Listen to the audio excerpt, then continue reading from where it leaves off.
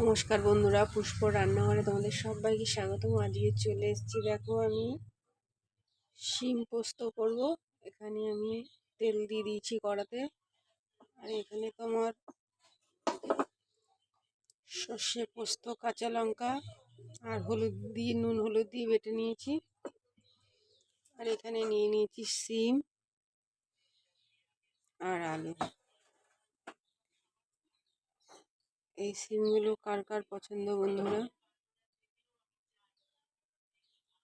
আমার তো খুব ভালো লাগে।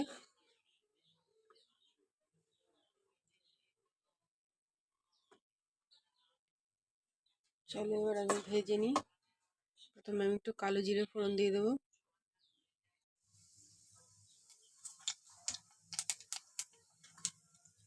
কেটে রাখা আলুগুলো দিয়ে দেবো।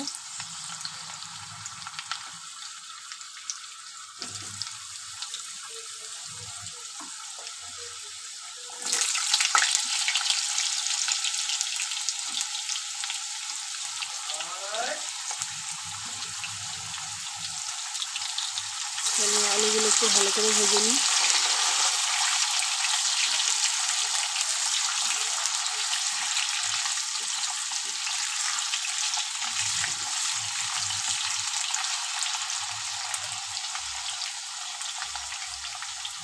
দেখো বন্ধুরা, আলুগুলো হালকা ভাজা হয়ে গেছে।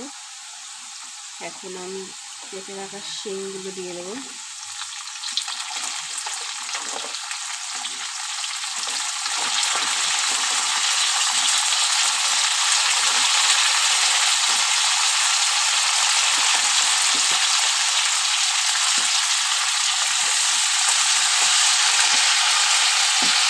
দেখো বন্ধুরা, আমার বেশ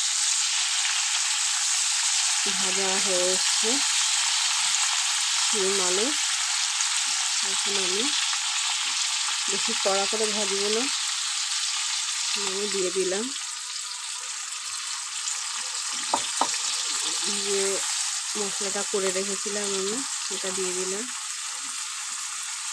দিয়ে এবারে গ্যাসটা সিমে করে বসিয়ে রাখবো।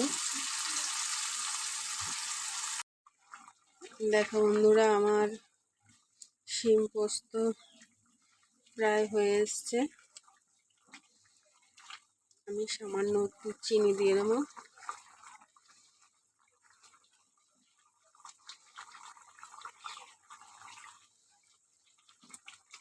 এটা মাখা মাখা হবে।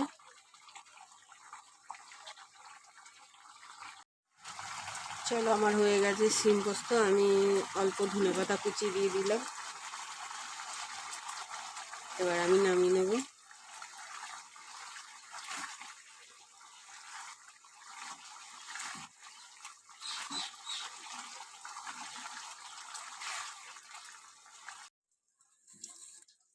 হয়ে গেছে দেখো বন্ধুরা আমার শিম পোস্ত।